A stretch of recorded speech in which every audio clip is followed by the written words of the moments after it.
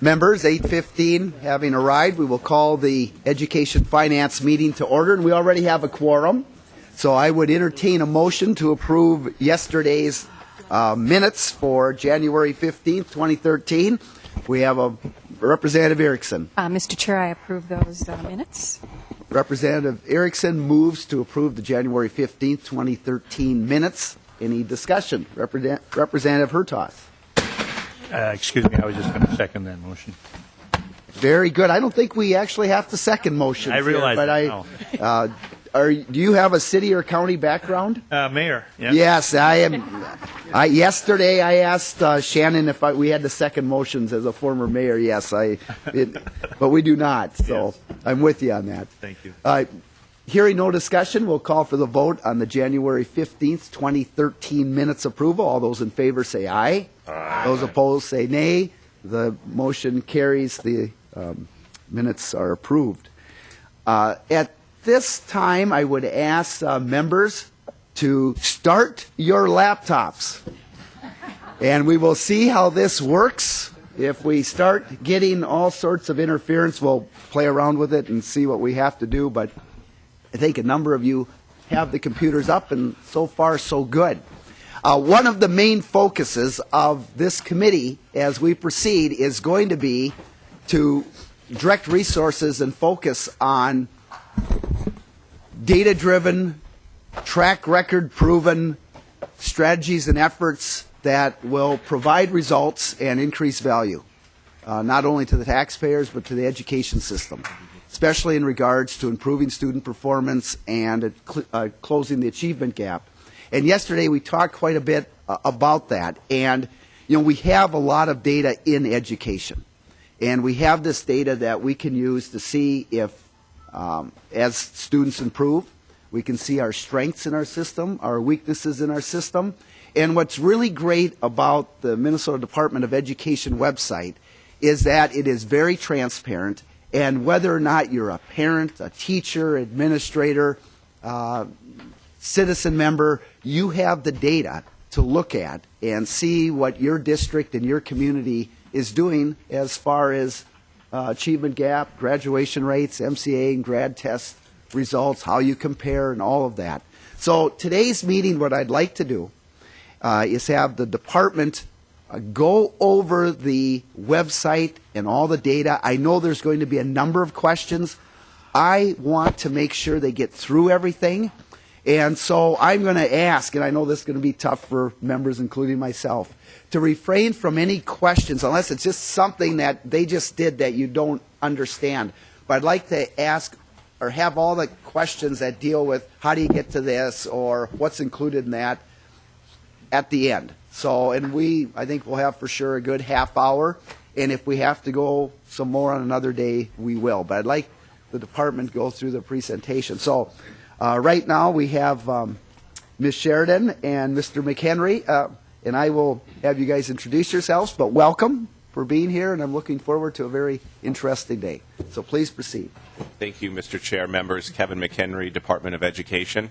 I just wanted to thank you and the committee for having the opportunity for us to come before you to present, to walk through the data center and talk about our website. I'm going to turn it over to Ms. Sheridan here briefly, but I did want to start off just saying part of one of the things we did at the Department of Education was redesign the website. Part of the 7-point plan of the commissioner and the governor was to have a better Department of Education. So one of the things we'd like to do is make sure that our website is a little bit easier to use for parents, for students, for interested individuals. And part of this website is specifically focused just on all of the data that you can collect on students and on schools. So with that, we just wanted to say thanks again. We look forward to working with you all throughout this session, and I'm going to turn it over to Ms. Sheridan to do a walkthrough of our data center. Welcome, Ms. Sheridan. And first off, you tell us, how do we get to this site? How you get to this site, you can Google Minnesota Department of Education, or you can get to us by education.state.mn.us. And it should take you to the main page that you see up on the screen. So, as he said, there was a redesign process. And just so you know that we brought in 6 different focus groups to offer opinions and voice to us what type of data and information they wanted to find on our website. And we brought in parents, we brought in representatives, we brought in special interest groups, teachers, administrators, special ed directors, and through their feedback, we fashioned the new website. And you'll see that it isn't just focused only for school people anymore. There's a focus for parents, there's that focus for students, for teachers, and then, as he said, a very comprehensive data center. So we'll start walking through that. The first place that I would like you to look at is Welcome to MDE. And there's some very important information in here. The first one that I'd like to highlight is the advisory boards. If you have looked for any of the NCLB waiver information, this is where you will find that. By scrolling down, on the left-hand side, you will find No Child Left Behind Waiver Work Group. By going there, you will see that we have a document download. That is where you actually get the documents that have been posted by the work group. Oftentimes, we have a short statement or 1 or 2 sentences that describe what the document is about. The other big piece that you should know is at the end of almost every page, on the bottom of the left-hand navigation, there is contact information.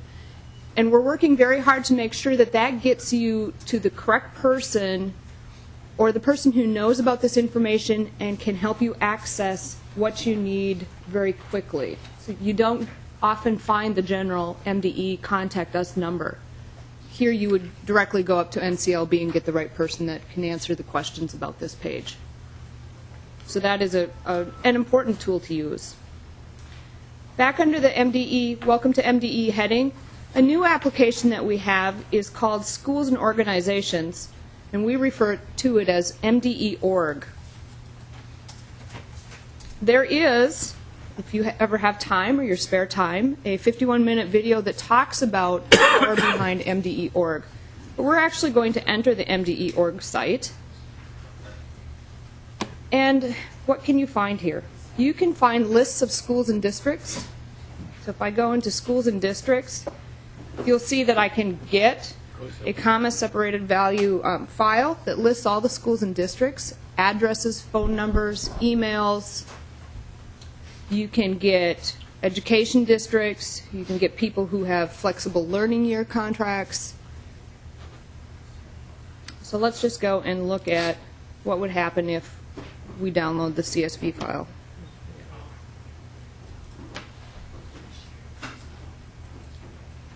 And what I get here is a list by district name, their type, who they are, what district, their mailing address, and from here you can print mailing labels, merge it into your letters that you need to send out.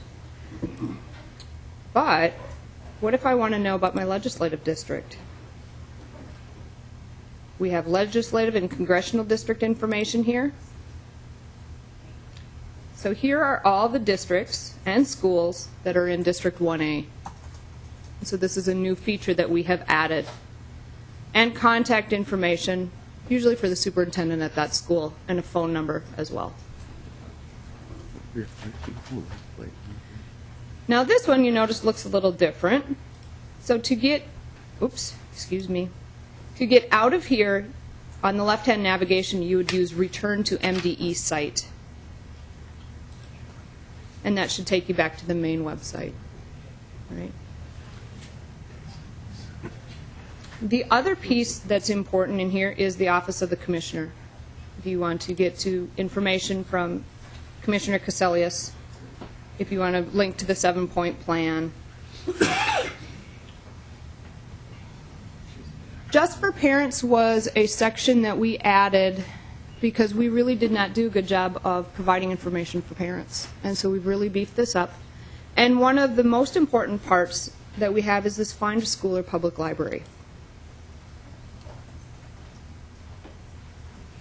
So this would have been handy when I wanted to move here because I wanted all-day kindergarten for my daughter. So I was looking at moving to zip code 55082. No. And I'm going to scroll down just a little bit. You know what? I want to find programs in a 10-mile range of that zip code that have full-day kindergarten. My red X is a geographical center, and I can now find out that, oh, Stillwater Public School District, these schools have full-day kindergarten. And you can see on my map that that is the purple boundary. That's the Stillwater District. And then you notice that Matamidi shows up, and that is the yellow boundary right here. We have North St. Paul in the blue, and then the green district, if I scrolled down, would be South Washington County. So I can see schools that offer full-day K within that radius. Ms. Sheridan, this was under just for parents? This is just for parents. Find a school or public library. Okay. Yeah. Okay. And you can also choose by programming options at the junior high or at the high school level as well. Now, these are reported by districts through their staff development reports, so that's how we collect the information on those offerings. Another important piece on Just for Parents that we know they like to have is the teacher license lookup. So if you wanted to look up information on teachers, talking about, you know, what options there are, what information is there, here's where you would find that. The other big one, of course, for parents is testing information. What tests do my students take? Where can I find information to help them? And this is where we have some fact sheets, some frequently asked questions documents regarding to the Minnesota Comprehensive Assessments.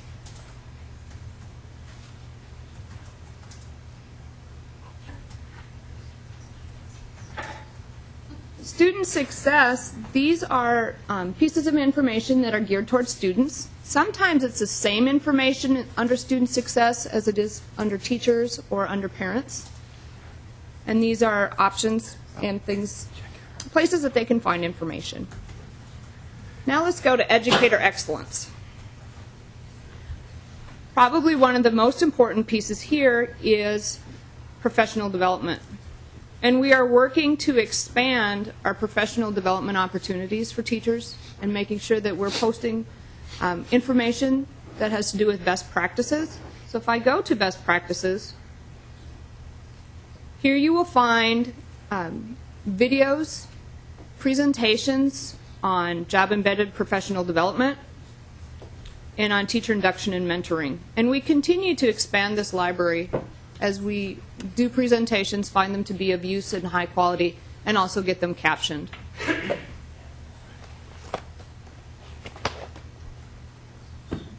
Back under Educator Excellence again, we have our link to Standards, Curriculum, and Instruction. And this is where you can get information on the K-12 academic standards. And you will find the arts, you'll find language arts, math, science. And this is a huge resource to our teachers, one that is heavily used. School support has a couple of important pieces. One, if you're looking for NCLB, you won't find it. What you need to look at is federal title programs, or ESEA. And this is where we find information on Title I, Title II, and Title III, and federal accountability programs. Okay. And here is parent notification on the NCLB flexibility waiver. Another important part in school support for you is school finance. Now we have moved some pieces of school finance to be easier to find, and that's actually in the data center. Director Melcher and his staff worked with us to make sure that we could move these program finance spreadsheets that you often use to a place that's easy to access and easy to find the information in a timely fashion. There is a link here to the data center, but I'm going to take you the other way. Anything else important here? Let's go to the data center, and this is really where we can spend the bulk of our time. There are 5 pieces under the data center. One we have already looked at, and that's at the bottom, and that's the MDE org.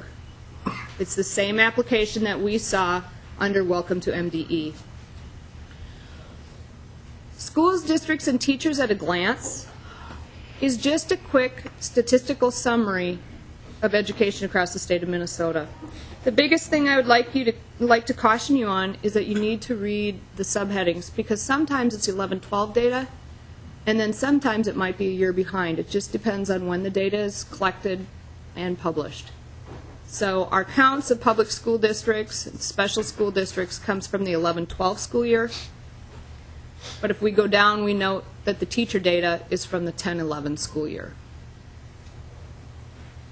We have total staff counts. We have enrollment counts.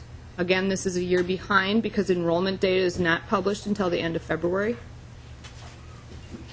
We have non-public enrollment information as well.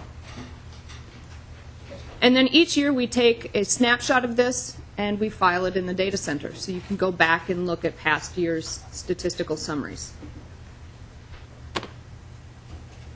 Working up from the bottom, we have maps. So if you take a look at a map, we have the same Find a School or Public Library that we saw under Just for Parents. It's also here. Let's say you want to know about home primary languages. So let's take a look at what we offer. We can find, let's look at Russian. Here are the primary home language counts for Russian students in the state of Minnesota. And you'll notice that the largest concentration is in Hennepin County. As the need arises, that division continues to create maps that concentrate on other home primary languages. We have expanded and added 2 this past year.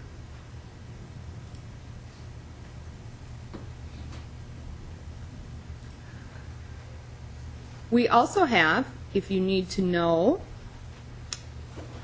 what service cooperative a district may belong to.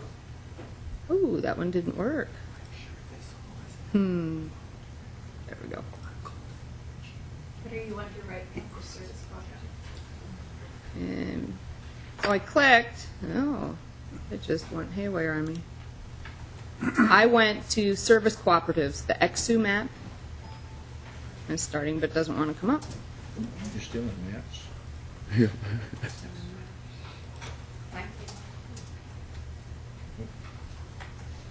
Type is always a challenge. Something always goes haywire.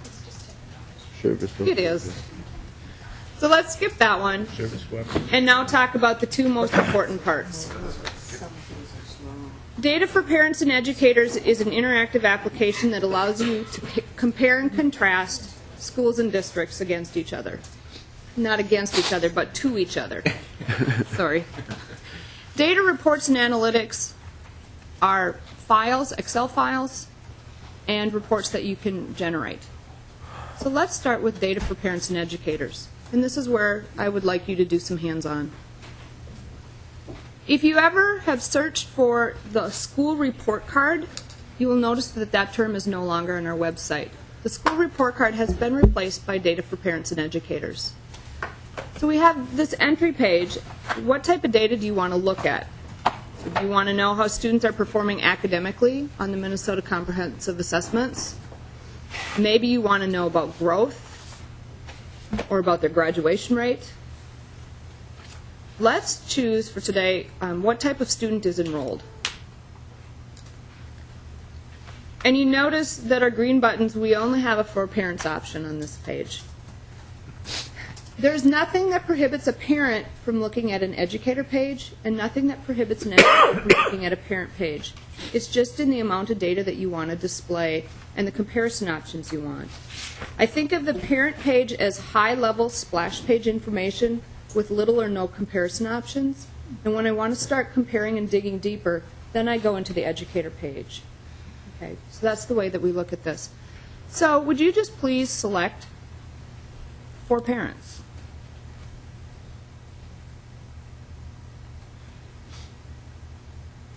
There are a couple of features that you need to know about this. One, just downloads the information that's displayed on this page only with any selections I've made. You can print this and it will give you an option and it'll come out as a nice PDF that you can save or project or use. The other important piece is the show details. If you look right now under my charts, I have no tables with counts or percents. Once I show my details, I can now easily see the counts and percents that correspond with the table. So we are looking at the 2012 student population. Again, this is another area that it's important to read those labels because the years roll at different times. And so when I hover over, I can see that in the state, 73.8% of our students are Caucasian. Right? I can look at my English learner counts, my special education, or my FRP. Now, if you're brand new to education or parent just entering or the public and you don't know what some of these terms are, I'd really like you to scroll all the way to the bottom. Every one of these pages in Data for Parents and Educators have a minimum of 3 tabs. The first tab tells you what this report is doing. So we're talking here about demographics. Then there's a frequently asked question tab, and I can get an FAQ document. Now my map open. I can get an FAQ document that talks about enrollment, and those questions only relate to enrollment. So when you go to the assessment page, they're only questions directed at assessment. And then there's a glossary of terms as well. So if you don't know what FRP means, we have defined it there. We made sure that we went through this page very carefully from the eyes of somebody who's brand new to education and defined every term that's there. And this continues to be updated a couple of times a year. So what if I want to look at the enrollment in, I'm going to take my district, Stillwater. So I'm typing S to jump to the top of the S list. I need to scroll down a little bit.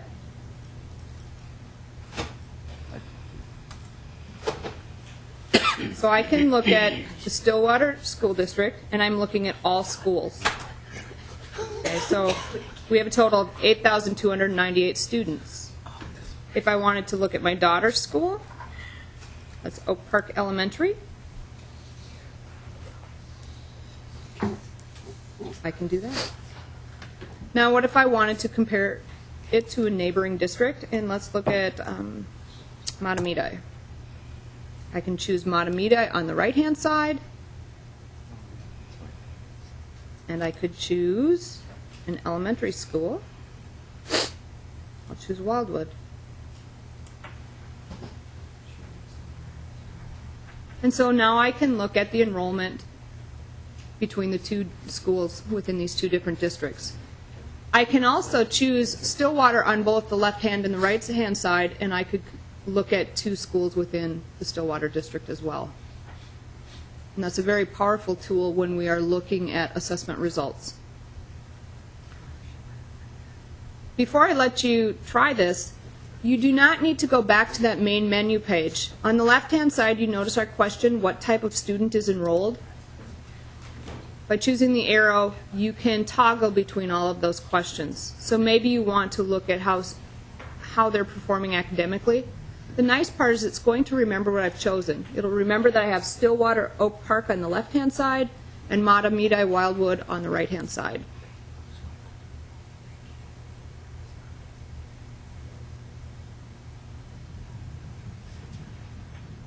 So as you notice, it kept my selections on the left.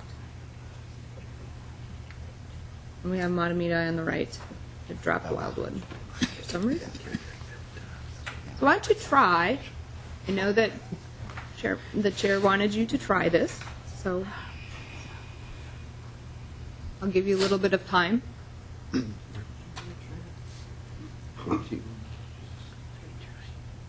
you please tell us what we're trying? I would like you, pardon me, I would like you to try making a comparison with one of your districts. Thank you. Hi, apologize. Oh, what if I don't know what school is in my district? Ooh, there is this map feature right here, and you could type in your zip code, 56701, and, oh, Peace River Falls. And I could pick a school. So there are some search tools to help a parent or somebody in the public who's not sure what schools are close to them.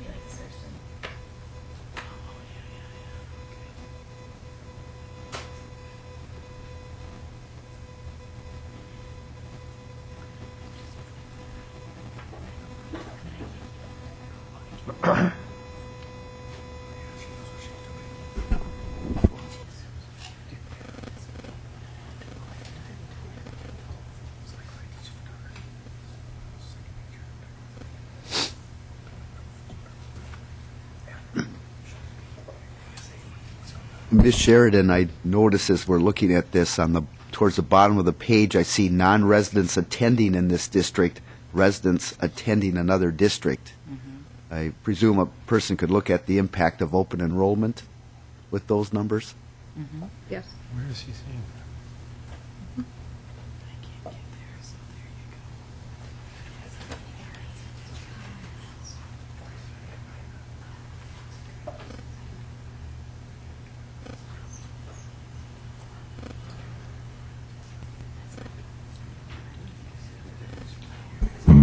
Mr. Chair?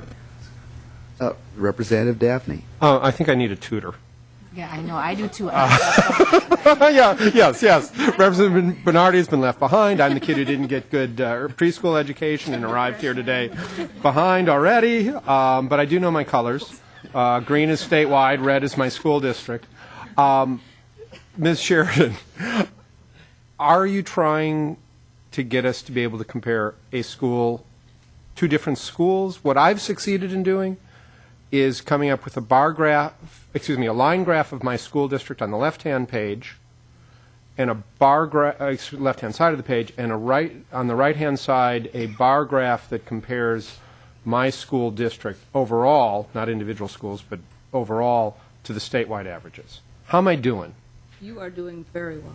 Okay. Mr. Chair, if I may continue. You may, Representative. Is there a Daphne. way to compare two different schools, your daughter's school, I think you indicated as a daughter, or your child's school, and my child's school, yours in Stillwater and mine in Minneapolis? Does that take an advanced degree? All right. Ms. Sheridan. It takes Tim Strong. Yes, there you go. So, Mr. Chair, if we can try, let's all go together.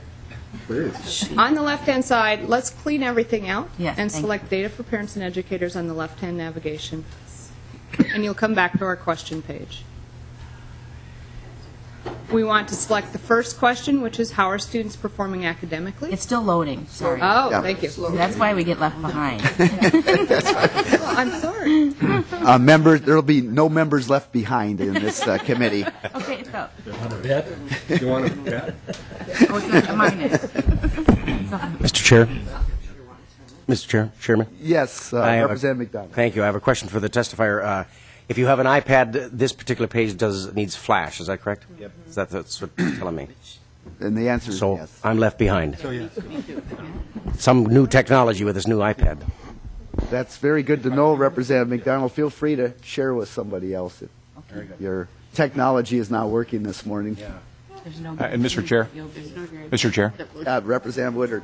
thank you. And as we're downloading that, it's a good question with many of our students on iPads now and Macs coming into our schools, and even students being able to access this with the Flash. Is there a plan in place to eliminate the Flash so that we can get the Apple users to be able to see this data as well? And at this time, I'd like to welcome Ms. Briner. Thank you for being here. Thanks for having us, Mr. Chair and members of the committee. And Representative, yes, there is. It is, as you can imagine, undertaking this project. We started with 17,000 individual pieces of content and really had to think about the structure and the usability, and we brought in a lot of stakeholders to build the data center and the website. And as we were developing, technology changes faster than we do.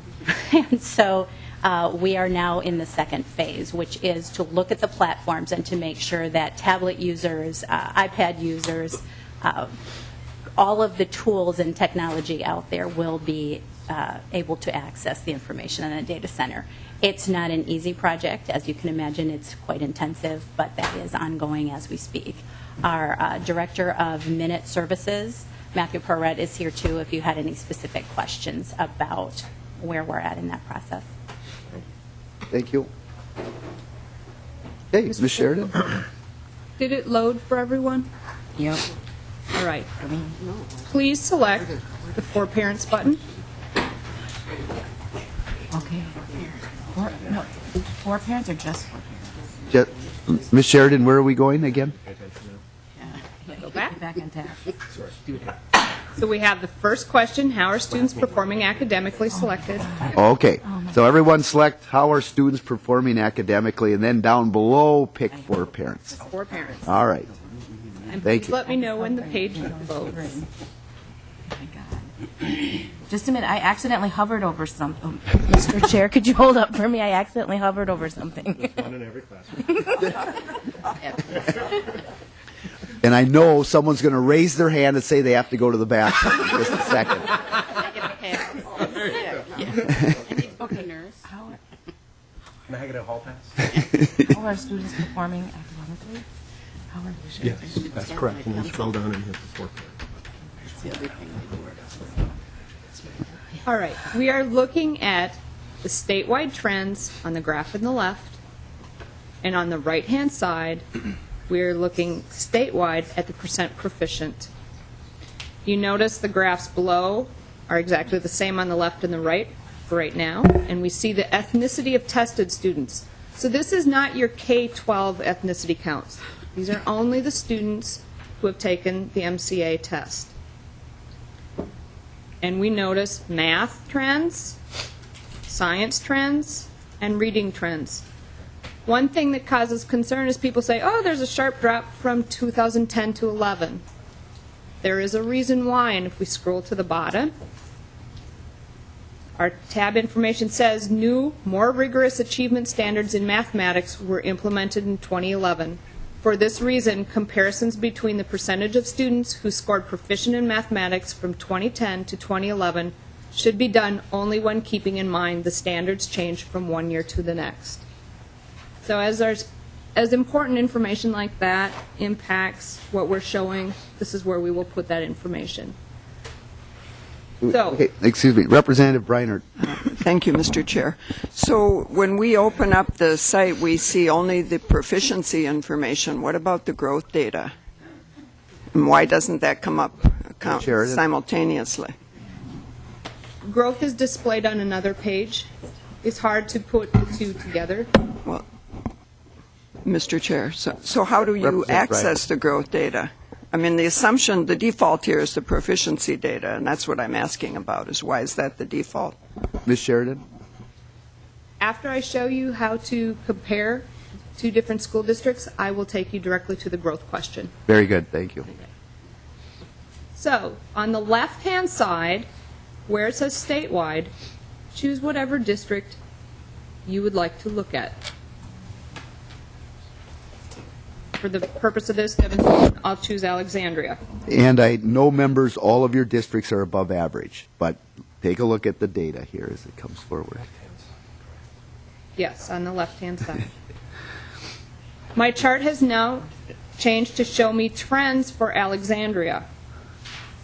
If we look at my right-hand side, again, I show percent proficient. I have statewide in green. I have the Alexandria Public School District in red. Now on my left-hand side, instead of all schools, I would like to select Carlos Elementary. So make another selection. So you're looking at a specific school within your district.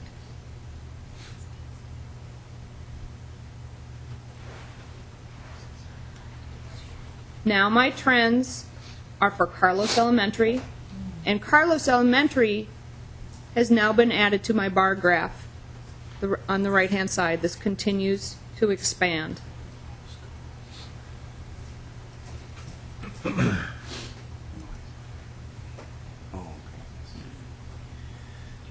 We are seeing that Carlos Elementary is above the state average.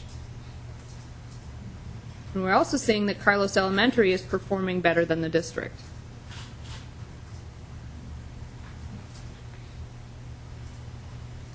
Now we can do the comparison option. On the right-hand side, where it says statewide, please select either another district, or you can select your same school district and look at a different school. I'm going to actually choose Annandale. All right.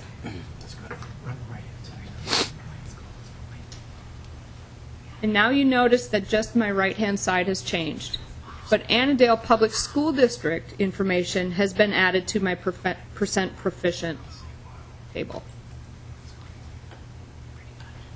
And now I want to look at the high school.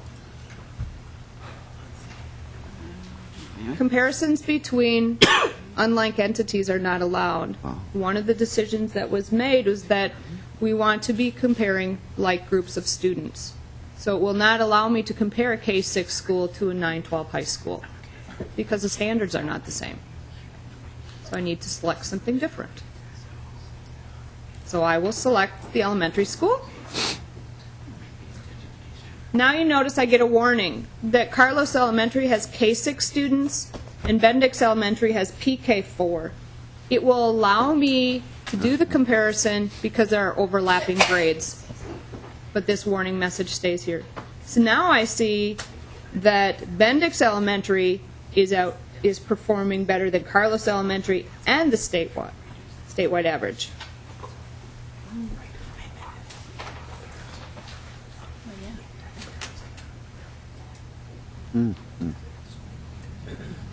I would like everybody to turn on the show details, please.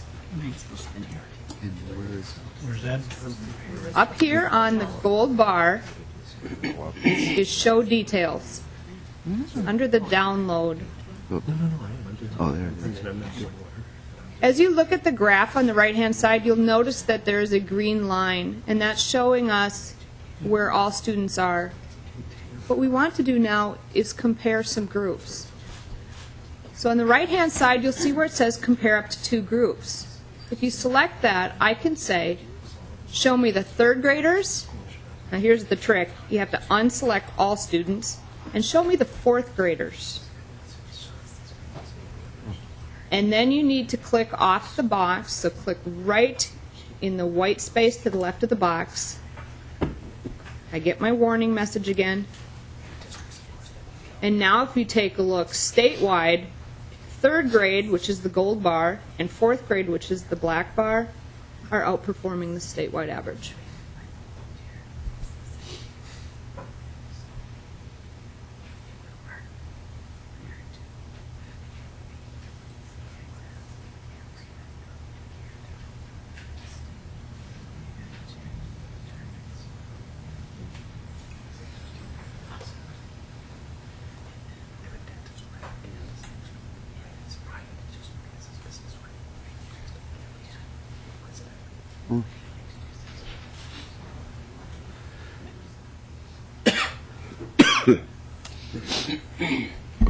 Mr. Chair. Representative Dabney. Thank you, Mr. Chairman. Mr. Sheridan, love a good bar graph, don't get me wrong. But line graphs are really what excite me. Is there a way to get overlaying line graphs on the left-hand side, or do I only get the bar graphs on the right-hand side to compare two different schools or districts, or the statewide average to something? Ms. Sheridan. The current design is that we only have bar graphs on the right-hand side, Thank you. but I will take it under consideration, bring it back to the team. Now, we're in the high-level report. What if you want to dig deeper? So we have two tabs. Here is a view for parents. You remember on that entry page we had the parent button? I would like you to select the view for educators. And please note that this page does take a little bit to load. It's pulling from multiple data sources.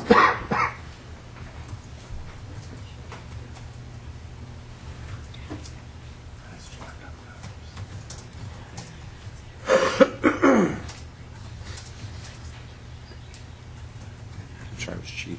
As long as you have the green spinner, we're doing well. Yeah, bring it back.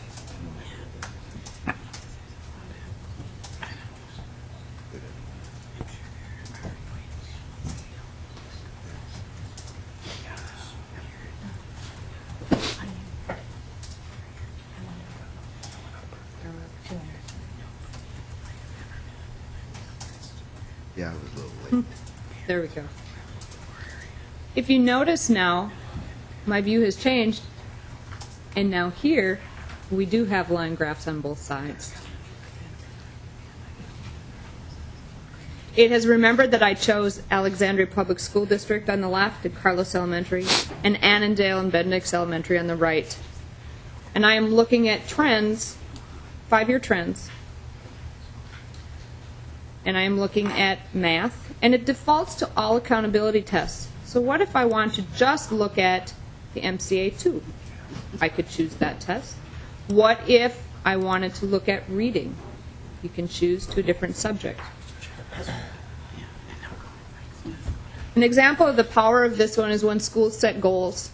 So they put in Stillwater and Oak Park, and they look at reading on the left-hand side and math on the left-hand side.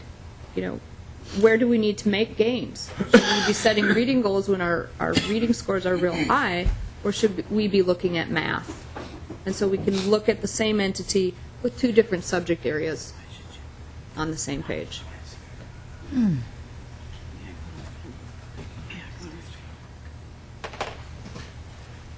We also have the option to look at some specific subgroups of students. Now, please note that we do not display cell counts under 10. So you might get a CTSTR, count too small to report, so you know that the group is under 10. So show me students who are, I'm going to say Asian Pacific Islander and male. Let's see what we get for a return.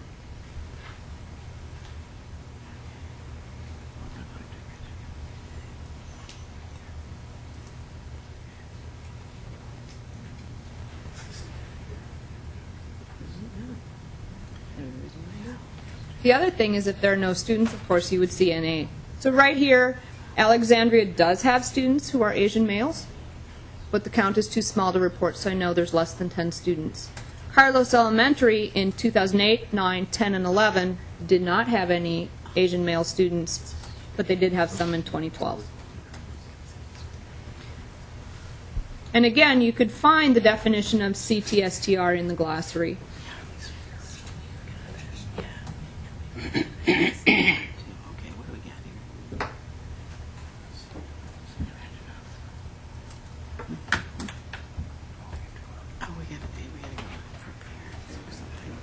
I'm not going to open it just because I'm having trouble opening my PDFs, but there's this question mark button over here that says how to use this page. That is on every one of these reporting pages, and it is specific to the page you're looking at. It tells you how the comparison option works. It tells how to run the report and gives you more information. That was designed as a tool to help people and to help users.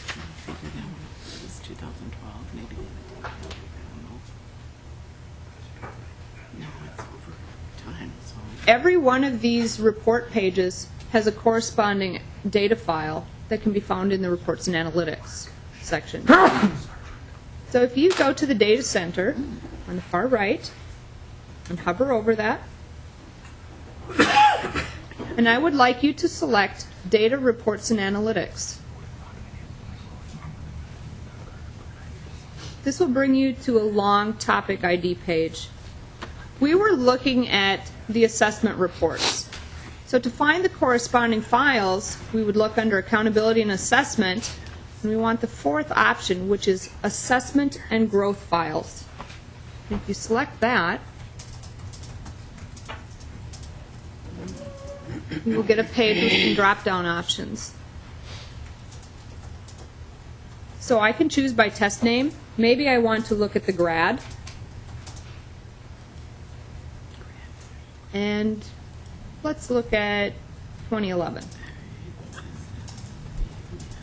And I'm going to list my files. And you'll notice that we get 1, 2, 3, 4, 5, 6 returns. To access the data file, I would just go over here and either select the Excel file or the tab file. Oftentimes there are corresponding help files that tell you what the column headers are about, any additional information that you need to analyze this information. I do know that there are about 9,000 data files in the Reports and Analytics section currently.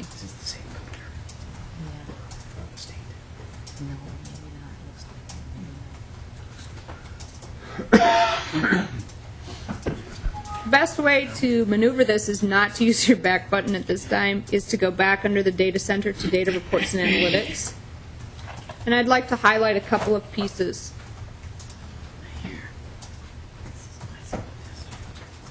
One of the big pieces that you would need, if you scroll down halfway to the page, are the school finance reports and the school finance spreadsheets.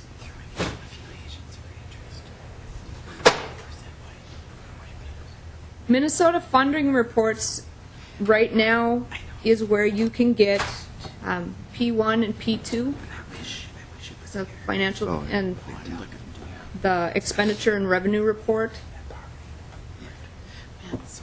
This was designed with input from school business leaders. They have been very wonderful in helping us, and we've tried to make this user-friendly for them. You can either select one district at a time, so I'm going to choose Ada, and I would like anything for the 11-12 school year, or I could, if I'm somebody who manages data for multiple districts, I could enter up to 5 districts here. Now if I list my reports, I can see what is available to Ada at this time.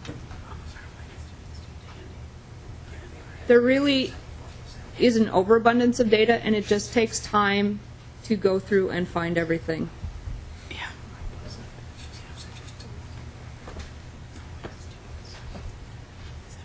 I'm going back to the main Data Reports and Analytics page.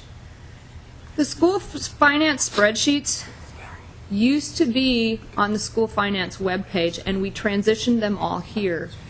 So the way to think of this is, when do I go under school support, school finance, or when do I go to the data center?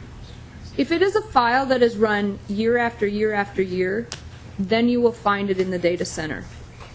If it is Director Melcher's presentation or a help document that he's created, that would be under school support and school finance. But we really want the Reports and Analytics section to be a place where you can find yearly data files.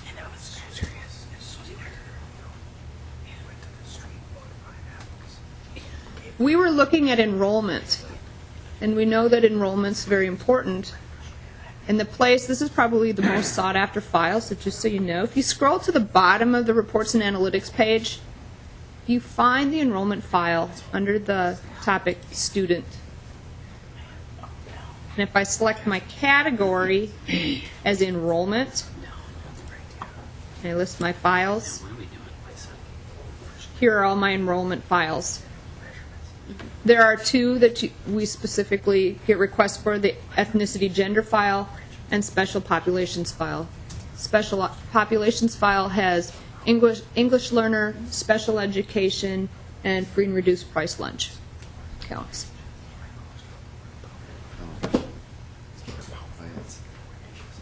If you just need the enrollment for your district, then you would go to the Data for Parents and Educators enrollment page. But if you want all of the statewide data in one place, here's where you would go. Mr. Chair. Representative Dabney. Thank you, Mr. Chair. Ms. Sheridan, does MDE fracture out achievement data deeper than just the ethnicity levels that in other subgroups that are routinely identified that you just walked us through?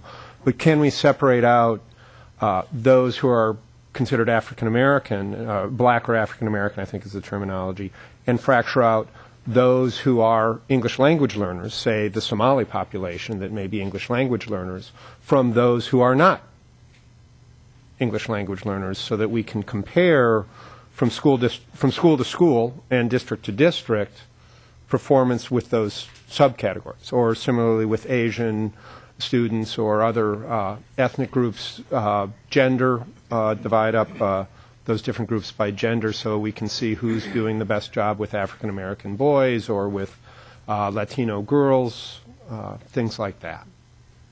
In the assessment and growth files, so I went to data reports and analytics.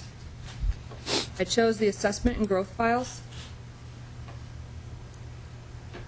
And right here, the tab delimited file does include additional information for subgroups. So you can look at assessment results by the subgroup. So if I choose MCA, and I'll choose current year, 2012, what I would like to select then instead is the tab file. And so you save that to your desktop and open it with Excel, and then the assessment data would be there by subgroup.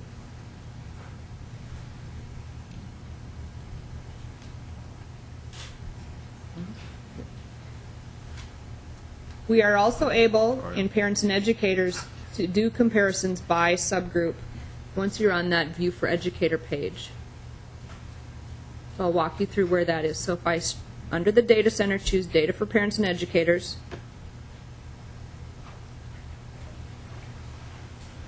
the first question, how are students performing academically? Remember, this is the page that takes a long time to load, and for educators.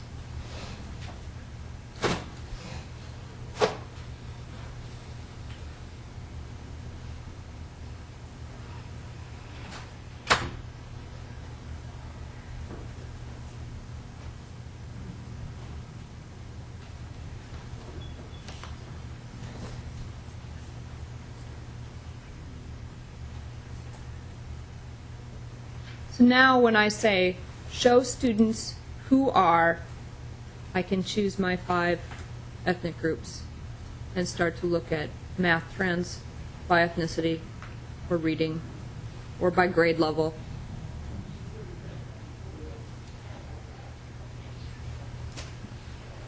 Are you available for a small fee?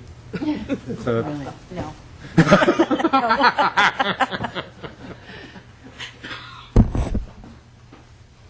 Representative Breinert. Now, are these? I'm going to leave a good half hour for just general questions. Ms. Sheridan, before I get to Representative Breinert, how are we doing as far as your presentation overall? Is time left? Mr. Chair, you're doing just fine. Okay. Are we getting? Do you have much more, or did you? I mean, this has been wonderful, being able to look through all of this, and I'm hoping members will find time to go back and look at this a little bit and dig into it a little bit further. So, are you ready for general questions on data and all sorts of things? Yes, Mr. Chair, I am. Very good. All right, Representative Breinert. All right. Thank you, Mr. Chair.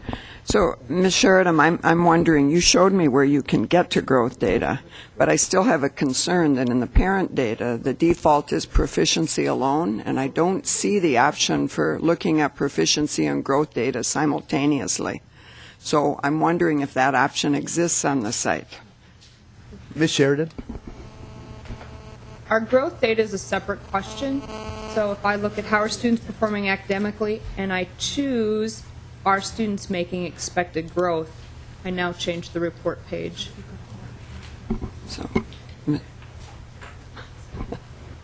Okay. Representative Breinert. Mr. Chair, yeah, I did find that option, but my concern is that we don't see the two bodies of data together, and I'm just wondering what the discussion was in the department around that separation, because when this data was presented under the report card, you could see both bodies of data together, and I think there's a significant policy issue in separating them. So I'm asking how that decision was arrived at. Ms. Breinert. Thank you, Chair Marquardt and Representative Breinert. When we had discussions about presenting the data, we had several things that we needed to consider. One was that Minnesota was applying for a waiver. And we knew that in our waiver system, we would be looking at 4 categories. We're going to be looking at proficiency, growth, graduation rate, and achievement gap. And so we wanted to very clearly make that information available to parents and educators. We also knew that we were required to provide the information that previously was on the report card. And we also had decision points to make respective to the technology and the platforms available and a consistent way to lay out the data. So I think that we always are struggling to find the sweet spot, and the website itself and the data center is considered dynamic. So we continue to look at how we present the data, and I think you raise a fair question about presenting the data side by side so that parents can look at proficiency and growth, and that's something that we certainly will as we continue to get comfortable with the waiver and really looking at the MMR data. We will certainly take that into consideration. Representative Breinert. Okay, just one follow-up. I know there's other questions, so I'm going to ask where the remainder of the data that's listed under report card statute is on here. The three measures. I see the growth data, but I don't see the other 2. They are also on, Ms. Breinert.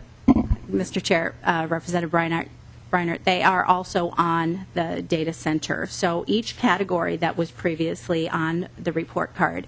You also can, Ms. Sheridan is far more familiar with the specifics of the website and the large scope of it, but we can also look at data on the school support page specific to the MMR to make some, I think, more revealing comparisons.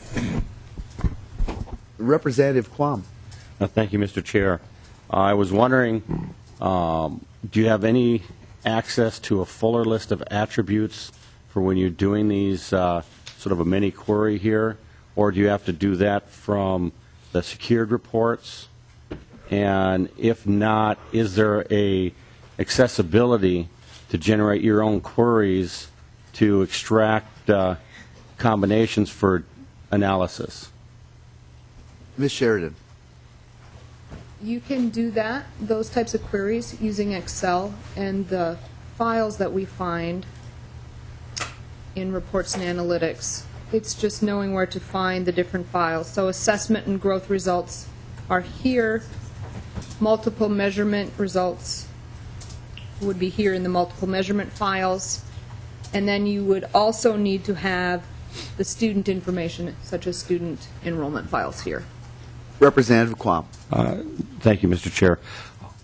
But looking at these files, it appears as if they have a subset of the attributes for analysis, just as when you've got your graphical interface set up, it's a subset.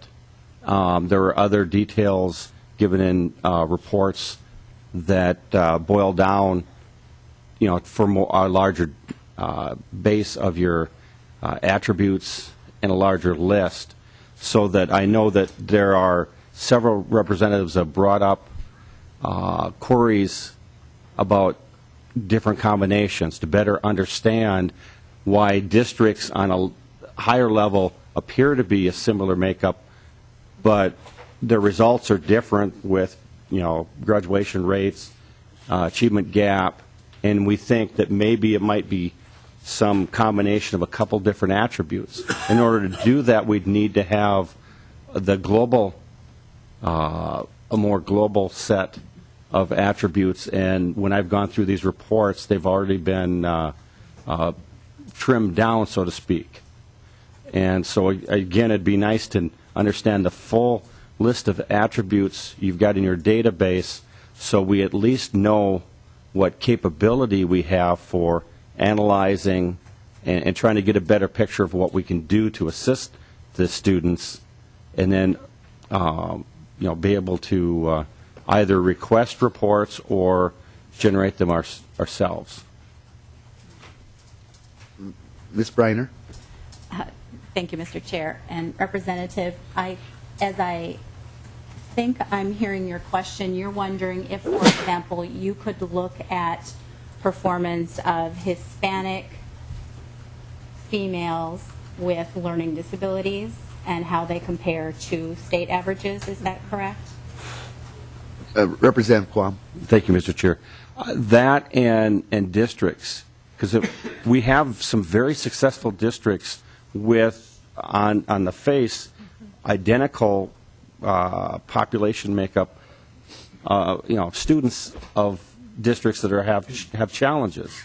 So is it just that we're not looking at the right combination to understand, or is it because there's a better technique?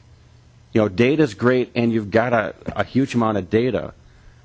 However, if we've got a lot of people looking at that data in different ways, we can maybe come across some understanding that will help the students. And you've got free and reduced, you've got other aspects. I know that I've been on a school board, and I know some of the lists of attributes, and you're just scratching the surface here. And I know with data privacy, your CTS-RT is probably because once you get below a certain amount, it's a data privacy issue because a parent in that district could guesstimate on individual students. So I'm just wondering how we can have access so that we can help understand and then do a better job of legislating to assist the students of the state. Ms. Briner? Mr. Chair and Representative, so the simple answer to your question is yes, we can do that. So if you go back to the data center, and Ms. Sheridan is trying to load it as we speak, but you can self-select different categories and combinations to make comparisons, either to the state averages, district by district, or even school by school. So we do have that capability to look at the data in a number of different ways, because the point of the data center is to really allow people to take as deep a dive into this information as they feel the need in order to inform their decisions, whether they're policymakers or teachers trying to figure out how to instruct students better. So as you see, Ms. Sheridan brought it up, and I will defer to her to lead you through the technical parts of it. But you can choose from a menu of options to make your comparisons. And Representative Quam, if I'm understanding you, what you're trying to get at is you might have two school districts with roughly the same demographics, and one's doing very well and one's not doing so well. So what is the school district that's doing well doing? Kind of looking at best practices where you could find things that work. Is that what you're saying, if I understand that correctly? Mr. Chair, that is part of that, but this is not the full list of attributes. So you don't have there are attributes up there that you take data on and aren't selected. So that when we get testimony on results and pilot projects and that, being able to understand. So is there a larger? Can you click on something and now you've got 30? Different combinations you can choose from? Because I know this doesn't include all the different selections you possibly could. And that's what I was getting to is, is there access to a fuller range of categories? Ms. Briner. Chairman and Representative, I think that the attribute list that you see can be combined in any number of ways, but there's not a longer list of attributes that's hidden or an expanded menu that's available. Representative Quam, do you have an example, for example, of an attribute that would not be up there that you would like to see? I think, Chairman, Jim, you had a couple that in your question at a previous that would help differentiate. I think part of it was it not all African Americans or blacks are within the same one. If I may. Representative Dabney. Thank you, Mr. Chair. Thank you, Representative. Yeah, trying to break out we put all people of African ancestry into the same category, and yet you've got African Americans who have lived here for generations, and in Minneapolis you've got Somali kids who came from Kenya 2 years ago. And those are very different populations with very different educational experiences and challenges, and yet for the purposes of reporting, we put them all together, which isn't actually helpful for understanding either achievement or understanding best practices for those different populations.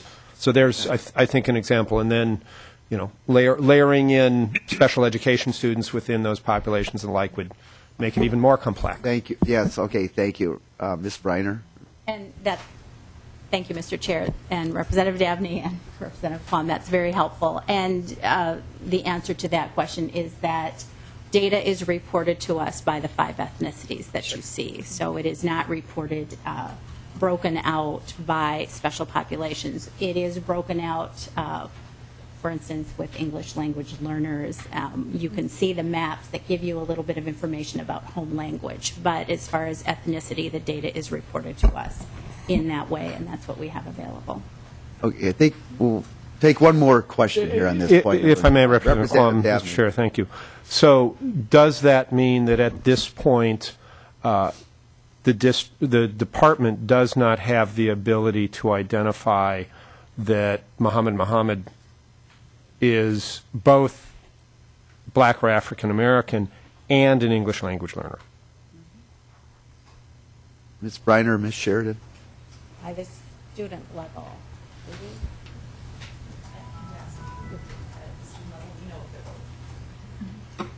Ms. Briner? Representative, we do by the student level. I may have to defer to Ms. Graff, who is with our school support division, to speak to some of that. Mr. Chair, for the purposes of the Dabney. committee, I appreciate the indulgence. Maybe we need a long, slow, repeated conversation in my office, and maybe Representative Quam would be interested in this as well, rather than take up more committee time to see what data is reported to the department, what data the department holds, how it's available for reporting, and related questions. Thank you, Mr. Chair. And Ms. Graff, did you want to come down and say anything? Mr. Chair. Yeah, Ms. Briner. I think what we're talking about is for accountability purposes. So when we are talking about federal accountability, we're reporting out by the ethnicities that you see on the data center. I think that when we are looking at individual students, we have the ability to look closer, and Ms. Graff could probably make that distinction about when and where and how that information is most useful. Okay. We'll move. Very good. Representative Erickson. Oh, thank you, Mr. Chair. I'm just wondering when we're going to move to Ms. Graff so we can talk about turnaround schools. Because I've been wandering around looking at mine, and I have some questions. Okay. Ms. Graff, if you would come to the table, please. And Ms. Graff, if you would identify yourself for the record. Thank you, Mr. Chair and members. I'm Stephanie Graff from the Minnesota Department of Education. Thank you. Go ahead, Representative Erickson. Thank you, Mr. Chair. And Ms. Graff, I'm looking at one of my schools and looking at the multiple measurement ratings. And I'm wondering, to what extent have you been able to reconcile the old measurements that we used to the multiple measurements in these trend lines, because it seems to me we're comparing apples and oranges when we look at this improvement, unless you have built in specific ways to compare. Okay. Ms. Graff. Thank you, Mr. Chair and Representative Erickson. We actually, so when we're looking at multiple measures, we're looking at four measures, as Ms. Reiner said earlier, okay? First, we can just talk about proficiency. And when we look at the proficiency domain of the multiple measurements rating, the MMR, we're looking at the same proficiency index that we've been looking at under AYP for years. Yes. So actually, it's an apples to apples there. We're talking about students that are partially proficient are worth a half of a point. Students that meet standards or exceed standards are worth 1 point. We have our targets there. Now, our targets in the proficiency domain have changed. Our targets now are based on reducing the achievement gap by half by 2017. They're not 100% proficient by 2014. But when we're looking at proficiency under our previous system and our current system, we're actually looking at the same thing. We're comparing the same. We can then move to the growth. Yes. Okay, then we can move to the growth domain. And we're actually looking at a very similar growth measure here as well. We're calculating growth in the exact same way. What we're not doing in the multiple measurements rating is looking at proficiency and growth. We're not looking at the Minnesota growth model. We're looking at proficiency and growth together because we have a proficiency domain in the MMR. It's a part of this whole system. So when we're looking in the growth domain, we're looking at only the growth of students. And we're looking at the growth of all students in the growth domain. And then we can move to the achievement gap reduction domain. And here we're looking at the growth of our lower performing students and how they're comparing to our higher performing students at the statewide level. And now that is something that is a completely new measure that we haven't used in the past. Proficiency we've used in the past, growth we've used in the past, and then graduation rates is the fourth domain. And our graduation rates, they have changed, but they haven't changed. It's an important note to make that they have not changed because of the multiple measurements rating. They have not changed because of our NCLB flexibility waiver. They've changed because in 2008, the federal government put in place some new regulations as to how we're going to calculate graduation rates. So now we're looking at actually a 4-year cohort of students. We're looking at students that enter, and I'm going to go deeper here because I know this was a question that was asked yesterday. We're looking at students that enter 9th grade in the school. Okay, and over the course of 4 years, we're adding transfers into that school. We're taking transfers out of that school, and we're adding to the cohort if they come in, and we're removing from the cohort if they come out. And then at the end of 4 years, we're looking at the percentage of students that graduated on time, and we call 4-year graduation rate our on-time graduation rate. And we take our graduates and we divide that by our graduates, the number of students that dropped over the 4 years in the cohort, the number of students that are still continuing on for various reasons. They may be continuing on after 4 years. We look at the number of unknowns, and in the past we haven't looked at unknowns. So it's really important for districts now more than ever to be tracking their students because we had some students falling through the cracks and they were these unknowns, and now they do count in our graduation rate. So that's a little bit of, a bit about how our graduation rate has changed. But with regards to the measures, we really are comparing apples to apples. We're just looking at it in a different way. Representative Erickson. Thank you. So what does the focus rating indicate? Good question. Ms. Graff. Sure. Thank you, Mr. Chair. And perhaps I'm ahead because you're probably not all looking at turnaround schools, but because I have 2 or 3 of them I have been, so I'm curious about this. Absolutely, Mr. Ms. Chair, Graff. Representative Erickson, thank you. The multiple measurements rating is based on the 4 domains, right? And it includes all students, and it gives a really comprehensive picture of how a school is doing, okay? And then we have the focus rating, and we call that the FR for short, just like we called the MMR. And the FR is really focused on the achievement gap. And it's focused on identifying those schools in the state that are contributing most to our statewide achievement gap. So in the focus rating, we have only 2 domains.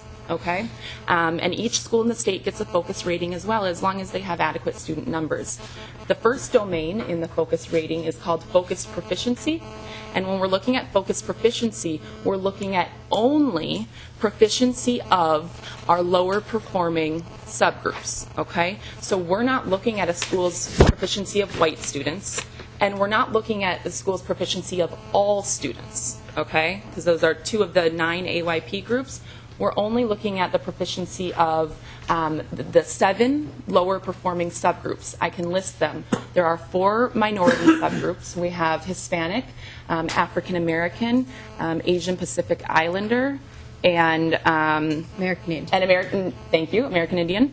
And then we have our 3 student populations that receive special services, special education, ELL, and free and reduced price lunch. Okay, so we're looking at the proficiency of just those students, and we're looking at whether those student subgroups are meeting their proficiency targets under AYP. Okay. The second domain then is the same achievement gap reduction domain that we have in the MMR. It's identical. There's no change there. And that is the only domain that's the same between the 2 ratings. When we're looking at the achievement gap reduction domain, we're still looking at those same 7 lower performing subgroups, but we're looking at growth in this domain. Okay? So we're looking at the growth of those subgroups as compared to the statewide growth of their higher performing counterparts. Okay? And the expectation is that those subgroups would be growing at the same rate, or preferably at a faster rate than their higher performing counterparts. When we're making these comparisons, we're comparing the 4 minority subgroups in a school to the statewide white group and their growth.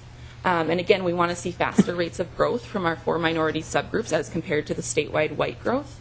We're comparing our special education student growth in a school to the statewide non-special education growth. And so you can see how these kinds of comparisons are made in order to close the gap, because we know this is a gap between minority students and white students at the state. We know it's a gap between free and reduced price lunch students and students that are not living in poverty across the state. And so that's how we're working to close the gap. But the focus rating does include both proficiency and growth, but only for the lower performing subgroups. And finally, Mr. Chair. Representative Erickson. Ms. Graff, so is the focus rating, as I'm looking at here, from 10 and 11, been reconciled to meet the same standard as you're using for the 12? Ms. Graff. Thank you, Mr. Chair. Representative Erickson. It is the same. It's the same measure. Our initial focus rating results came out last spring, 2012. And those were our initial results. They were based on 10 and 11 data. And then we had our 2012 results came out in August, and those were based on 11-12 data. And there is no change between the years. And what will come out this year after the 12-13 school year will be the exact same measure. So it'll be very simple to see trends among the years. And finally, Mr. Chair. Representative Erickson. Parents do understand all of this, as far as you know, parents of students in these schools, so that they know that, you have reconciled. Ms. Graff. Thank you, Mr. Chair and Representative. Yes, we are doing our darndest to get out to as many audiences as possible. So I'm happy to be here today and happy to take any, questions either today or as we move forward here from you all.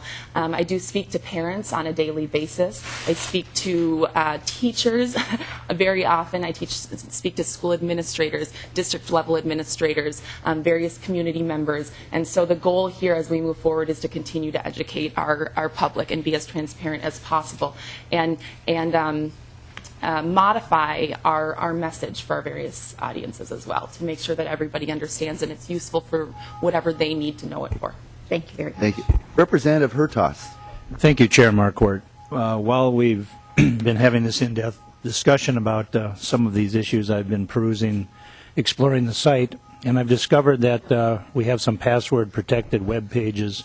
Are we as legislators going to be able to establish an account to get to some of that information? Who would like to answer that question? Good question. You want me to speak to that? Ms. Briner. Or,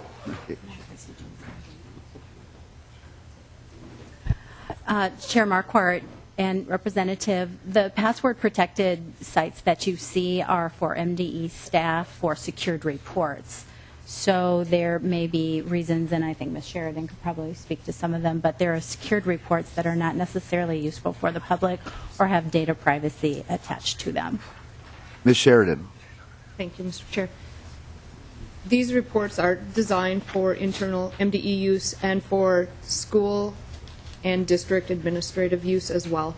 And it requires superintendent permission, and it does show small cell counts, student cell counts, yes. Okay, thank you. Thank you. Representative Woodard. Thank you, Mr. Chair. And I would like to start off by saying I find this information to be very useful, and I think you have done a remarkable job of putting it in a format that certainly I can understand, and I think it may be a good reason why we should take a look at the committee rules about not having laptops with us, because it certainly is an area, I think, as we hear testimony that our ability to research some of this as we go, as we talk, is certainly very powerful. And I know we often wait for the spreadsheets to come out so we can look at this data, and really the data is at our fingertips. And so I really appreciate all the hard work that you've done on that. I would just make two comments on recommendations on what I would look at, or what I would ask that you look at. One is, and you've already remarked on this, but the ability for the Apple users to be able to use this, I think, is really important, especially for the younger generation, for the Jerry Hertas generation, the younger folks who, Representative Hertas and his generation, their ability to use their Apple, and, of course, Representative McDonald with his iPad over there, that he'd have the ability to access. And then secondarily, just to follow up a little bit on what's already been said, and I just want to kind of capsulize it. It's great data for us because we like to get into the details. And there may be a few more details that Representative Dabney would like to see and Representative Quam. But the thing that concerns me is the parents and the children themselves who want to be able to see this more on a higher level and be able to understand it. We understand it because we've been here a long time, or some of us have been here a long time, and have heard this over and over and over, and it starts to gel in your mind, this is what this means. I'd love to see us to be able to have more of a report card that says, here's exactly, red, yellow, green kind of mentality, a dashboard mentality of what each school looks like, so that a parent can look at it and it's very, very easy for them to understand. I know that may be tougher to do than it is to say, but some of our brightest education minds, like Representative Dabney in this state, is kind of struggling with how to make this all work. And so if we're struggling a little bit, then obviously our parents and students must be a little confused by it. So just to wrap it up, I love it. I think it's really good data in a very format that I certainly can understand and like very much, and I appreciate that. But just if you could look at those two things, I think that would be would certainly take it to the next level. Thank you. Thank you. Representative McDonald. Thank you, Mr. Chairman. As I was trying to go back to the home site, I would echo some of what Representative Woodward mentioned about the Apple users, and perhaps a call to action. And is there a certain date? So a couple of questions. A certain date that we can anticipate something, so we can hold something to the fire, so we can anticipate that. For example, my home school of Watertown, Minnesota, they're all Apple, not all Apples. And then the city council, my father, before he died just this past year, the city council themselves went to the Mac, the iPad as well. So to have this data at not only the fingertips of our educators, our students, our parents, and city councils is a great knowledge. And of course, we can do great things, God bless you, with the data. You're welcome. I hope that wasn't breaking protocol. So one, I want to see if I can have a response as to a date that we can anticipate and share that with our families and colleagues and cities. Then also, how long have we been collecting this data and witnessing the achievement gap? And has the gap then, because we have this data and we can understand it and dissect it and disseminate it, has that achievement gap gotten reduced or greater with our knowledge as we understand it? Ms. Briner, two questions. When can Representative McDonald start seeing this information? And number two, what are we doing with the achievement gap with the statistics that we now have? Thank you, Mr. Chair, and thank you, Representative. I will defer to Matthew Porrett to give you a timeline if there is a certain timeline, because as you know, when you are working with technology platforms, sometimes there's a little bit of time involved, so I'll let him speak to that. But as to the data and what it shows us about Minnesota's achievement gap, I think that it's fair to say we've been looking at data differently since No Child Left Behind was implemented, and we started to get a picture of how our subgroups of students are doing in particular. And so if nothing else, No Child Left Behind was very useful in really disaggregating that data and giving us a clearer picture of how particular groups of students are doing. That said, with more than a decade of No Child Left Behind in place, we haven't seen Minnesota's achievement gap narrow significantly. In fact, it's arguably one of the worst in the nations. We are very hopeful. We've set a very ambitious, but we believe achievable goal of narrowing the achievement gap by 50% within 6 years with Minnesota's new waiver. We understand that it is aggressive, but we believe that the policies and the strategies that we have put in place and the way that we are looking at holding schools accountable for achievement gap progress, their progress in closing achievement gaps, we are optimistic that we will see some significant movement within the next 5 years. We've had the waiver since February of 2011, and we are quite hopeful that we will start to see some movement on some of these trends in an upward trajectory. And well, and Representative McDonald, that's an excellent question, and it would be nice at a later date for the department to come in and talk about all the efforts from the department and new direction that is geared towards hitting that goal of reducing the achievement gap by 50% in another 5 years. It'd be nice to just see what's all in place right now because, again, from what I've heard from this committee, this is going to be a major goal to closing the achievement gap, and how can we direct very valuable and scarce resources into doing that. Thank you, Mr. Yeah. Chair, and I speak for the entire department to say that we would be happy to share with you the work that we've been doing for 2 years, and we would be happy that you would look favorably from your perspective to provide whatever support you deem is appropriate to those efforts. And as far as timeline, because I'm an iPad user myself and I get a little frustrated that I have to turn on my laptop to use some of this information. If you would please identify yourself for the... Brett, CIO for Education. Mr. Chairman, Representative McDonald, the point of clarification, the data center works on all Apple platforms except the iPad. Apple made the decision not to support Flash on the iPad. That's a decision that I didn't support, but we would like names of those who would.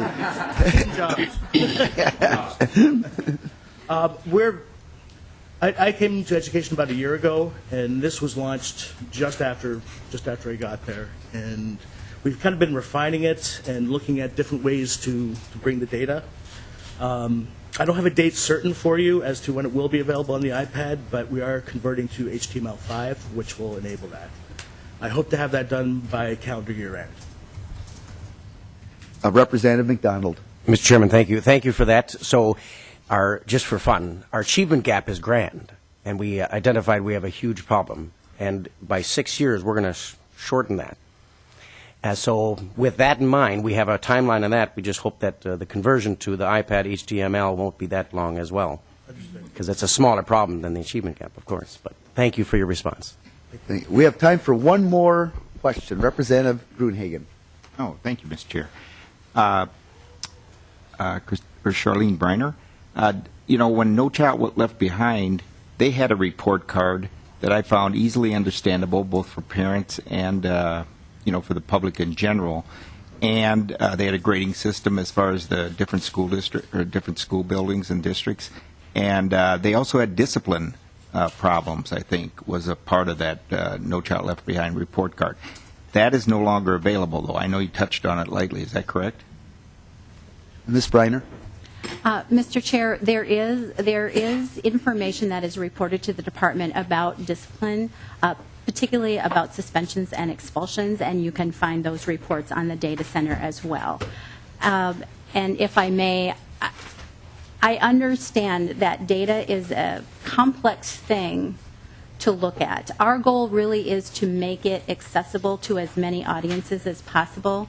What we have heard from parents, we have spoken to many groups over the course of the last year and a half.